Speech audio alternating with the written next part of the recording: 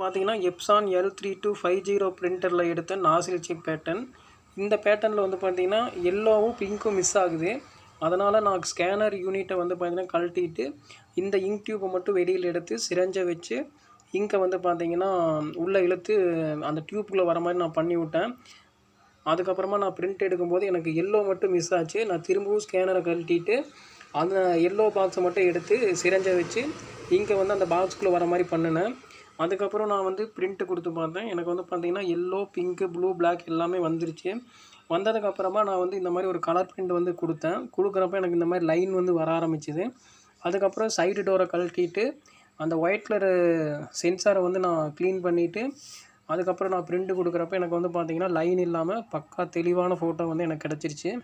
இந்த மாதிரி தான் ஃப்ரெண்ட்ஸ் உங்கள் பிரிண்டரில் எந்த கலர் வரலையோ அந்த கலரை வந்து பார்த்தீங்கன்னா நீங்கள் சிரஞ்சை வச்சு இழுக்கும்போது அந்த கலர் வர ஆரம்பிச்சிடும். இந்த மாதிரி லைன் வந்துச்சுன்னா சைடில் இருக்கிற சென்சார் ஒயிட் கலர் சென்சாரை நீங்கள் க்ளீன் பண்ணிவிட்டு பிரிண்ட்டு கொடுத்தீங்கன்னா இந்த மாதிரி அழகான பிரிண்ட் வந்து உங்களுக்கு கிடச்சிரும்.